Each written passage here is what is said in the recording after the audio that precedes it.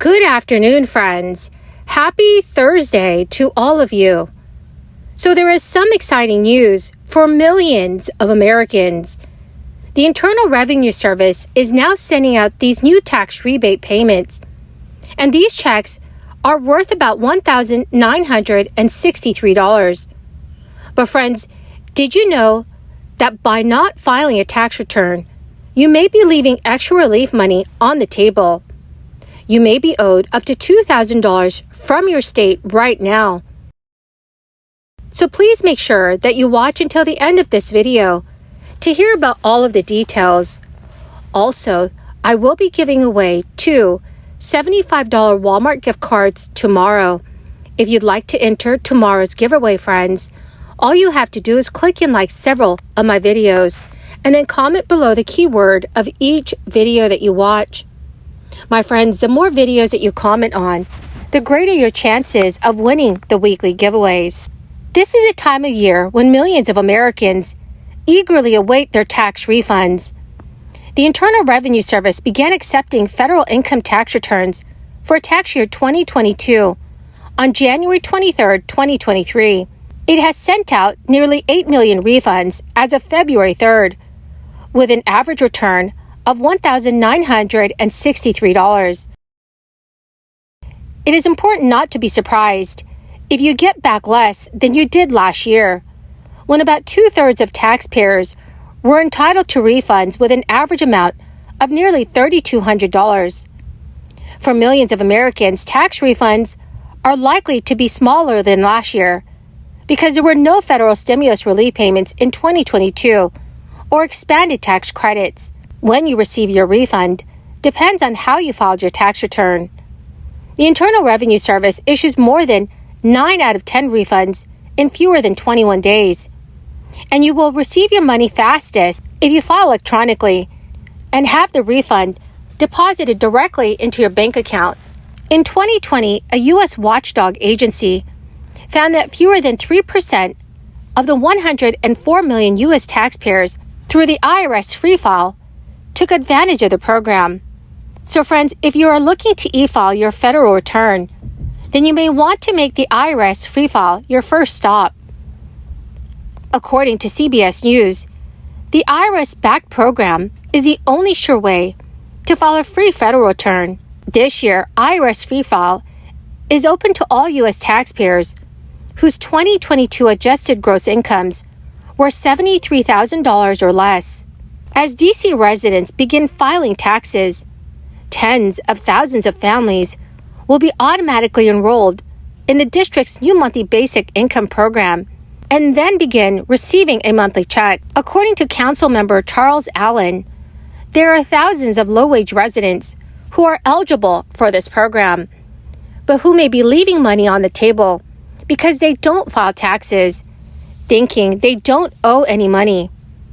The launch of the monthly basic income program comes as the federal government is reducing SNAP benefits for millions of families nationwide. The boosted benefits were enacted as part of the crisis relief.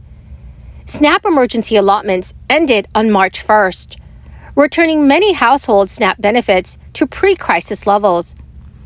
The average family is expected to lose $82 a month from their benefits. According to state officials, the new monthly basic income program could help buffer some of that loss. Council member Charles Allen stated, "This has a potential to be one of the most important policies to go into effect this year in the District of Columbia. This isn't a pilot program or an experiment. We know providing extra funds to families who have desperately few resources can have enormous benefits for everyone." Allen created the monthly basic income program as part of the Homes and Hearts Amendment in July 2021. And starting this year, enrolled low-income families can start receiving a check. Currently, there is a local, district-funded match for the federal Earned Income Tax Credit that is issued every year. Depending on an applicant's income and family size, they could receive $50 to $250 per month this year, with that amount set to increase in the coming years to as much as $5 per month. Friends, it is important to note that your federal tax return may be delayed if you claim the Earned Income Tax Credit or any additional child tax credit. The Internal Revenue Service takes extra time to scrutinize returns that claim these credits because of fraud problems in the past. Well, my beautiful and most amazing friends, that is the end of my daily stimulus update video. To say thank you for being part of this community, I will be announcing 2 winners tomorrow for the Walmart gift card giveaway. My friends, if you'd like to enter the weekly giveaways, all you have to do is click and like several of my videos and then comment below the keyword of each video that you watch. Friends, the more videos that you watch and then comment on, the greater your chances of winning the giveaways. Tax. We had, when we started this administration, about 720 billionaires. Now we have about 1,000. You know what their average tax they pay is? About 3%. Look, no billionaire should pay a lower tax than a school teacher or firefighter.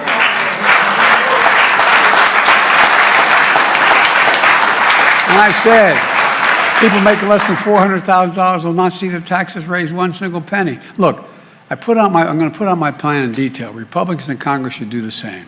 Right now, what we all know is that to say you want to reduce the deficit, but their plans are going to increase the deficit by $3 trillion based on what they introduced so far. So where are they going to cut? They're going to cut Medicaid, the Affordable Care Act, they're going to cut Social Security or Medicare, veterans benefits, aid to farmers. At the State of the Union, they seem to say they're not going to cut Social Security or Medicare. Okay, great. I hope that's true. But how are they going to make these numbers add up? Here's the deal. If Republicans try to take away people's health care, increase costs for middle-class families, or push Americans into poverty, I'm going to stop them. I'm going to stop them. And let's remember, the previous administration, America's deficit went up every year, 4 years in a row. Because of those record deficits, no president added more to the national debt, that's a 200-year debt, never added more to the national debt than my predecessor. Nearly 25% of the entire national debt accumulated over 200 years was accumulated as a consequence of the tax cut of this last administration and other spending. And how did Congress respond to all that debt? They passed the debt ceiling 3 times without preconditions or crisis. If we paid Americans' bills then, why won't we pay them now? Let's pay the debt accumulated over 200 years. If we couldn't throw the country into a crisis then, why would you want to throw it into a crisis now? They wouldn't inflict pain on the American people then. Why would they do it now? Well, I tell you why. It's just politics. And they've got no business playing politics with people's lives and the full faith and credit of the United States. Look, folks.